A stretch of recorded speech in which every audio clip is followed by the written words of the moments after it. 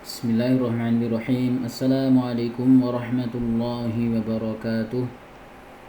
Alhamdulillahi rabbil alamin. Wabihi nasta'inu ala umuri dunya waddin. Asyhadu an la ilaha illallah wahdahu la syarikalah. Wa asyhadu anna muhammadan abduhu wa rasuluh. Tayyib anak-anak sekalian, semoga Allah subhanahu wa ta'ala beri kemudahan dalam belajar dan senantiasa Allah Subhanahu wa taala memberikan rahmat kepada kita semuanya sehingga kita beruntung di dunia dan di akhirat.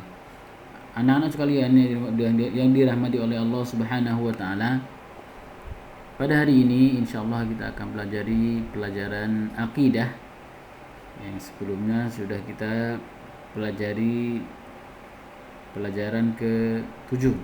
Insyaallah pada hari ini kita akan masuk pelajaran ke-8, yaitu tentang keimanan. Perkara pertama yang diwajibkan oleh Allah Subhanahu wa taala kepada manusia. Apa sih perkara pertama yang diwajibkan oleh Allah Subhanahu wa taala? Silakan dibaca, diperhatikan dan dicermati. Ketahuilah bahwasanya yang pertama kali diwajibkan oleh Allah kepada anak-anak Adam adalah beriman kepada Allah dan kufur terhadap taghut. Beriman kepada Allah dan kufur terhadap taghut. Dalilnya adalah sebagaimana firman Allah Subhanahu wa taala, dan sungguh kami telah mengutus setiap umat seorang rasul. Rasul artinya penyeru. Utusan Allah Subhanahu wa taala untuk menyeru manusia. Menyeru apa?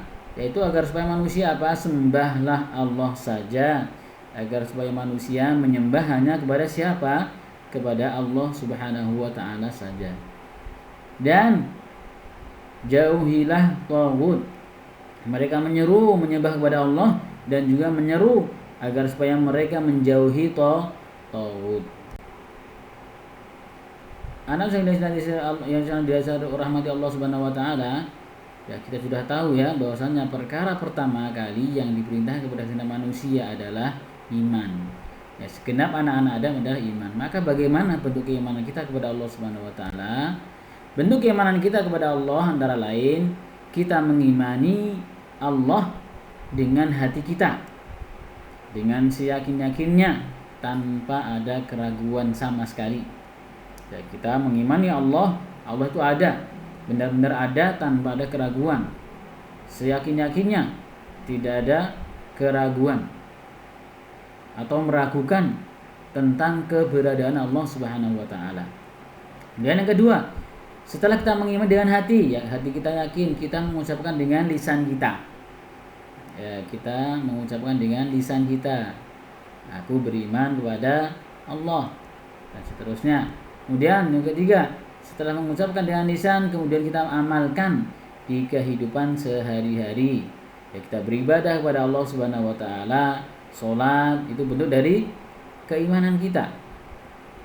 Kemudian yang keempat, dan iman bisa berkurang dan bisa bertambah. Iman bisa bertambah dengan ketaatan kepada Allah Subhanahu wa taala dan bisa berkurang dengan kemaksiatan kepada Allah Subhanahu wa ta'ala. Karena itu anak-anak sekalian, dijaga keimanannya agar senantiasa di atas, senantiasa naik, senantiasa naik tidak turun. Jikalau kita suatu saat merasa keimanan kita turun, berusaha untuk berdoa kepada Allah Subhanahu wa taala agar supaya dinaikkan keimanannya.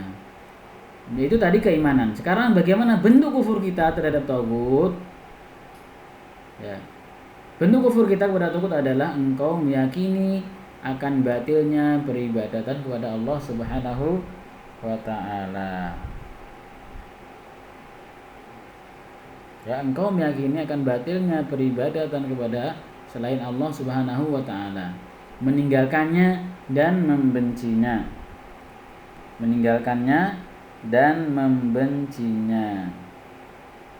Taghut itu apa sih? Taghut adalah semua yang diibadahi selain Allah Subhanahu wa taala dan dia ridho dengan peribadahan tersebut. Diibadahi apapun yang diibadahi selain Allah Subhanahu wa taala dan dia ridho terhadap peribadatan tersebut. Ya, siapapun yang diibadahi oleh selain Allah Subhanahu wa taala dan kemudian dia ridho dan menyeru manusia untuk beribadah kepadanya, maka dia termasuk tauhid. Ya, tauhid paling pentolannya adalah iblis laknatullah alaih. Ya, iblis laknatullah alaih. Sikap kufur terhadap tauhid dapat terwujud dalam banyak perkara. Yang pertama, meyakini bahwasanya peribadatan kepada selain Allah adalah batil. Meyakini bahwasanya peribadatan kepada selain Allah adalah batil, walaupun kepada nabi dan malaikat. Ya, kita sholat untuk malaikat, kita sholat untuk nabi, maka tidak boleh. Kita menjauhi semua peribadatan. Yang kedua, kita menjauhi semua peribadatan kepada selain Allah, sehingga semua peribadahan kita sembahkan hanya kepada Allah semata. Jadi semua peribadahan apapun itu, baik yang zahir ataupun batin, maka kita peruntukkan hanya untuk Allah Subhanahu wa taala. Kemudian yang ketiga, membenci kesyirikan dan pelaku-pelakunya. Ya, kesyirikan menyembah kepada kuburan, menyembah kepada patung. Jadi kita membenci kesyirikan, jenis syiriknya dan pelakunya, orang yang melakukan perbuatan syirik. Kita benci kepada mereka. Kenapa? Karena mereka beribadah kepada selain Allah Subhanahu wa taala. Dan yang keempat, meyakini orang yang menyembah dan menyekutukan Allah adalah kafir, keluar dari agama Islam. Nah, ini termasuk pembatal Islam, yaitu ketika orang menyembah berhala, menyembah api dan yang lainnya, maka dia bukan orang Islam. Walaupun mereka mengaku Islam, pada dasarnya mereka sudah keluar dari Islam kalau mereka menyembah kepada api, menyembah kepada patung, menyembah kepada jin dan yang lainnya dari peribadahan kepada selain Allah Subhanahu wa taala. Tugas. Ya, enggak lama-lama ya anak sekalian. Semoga Allah Subhanahu wa taala memudahkan tugas ini. Yang pertama, tulislah ayat Al-Quran surat An-Nahl ayat 36 beserta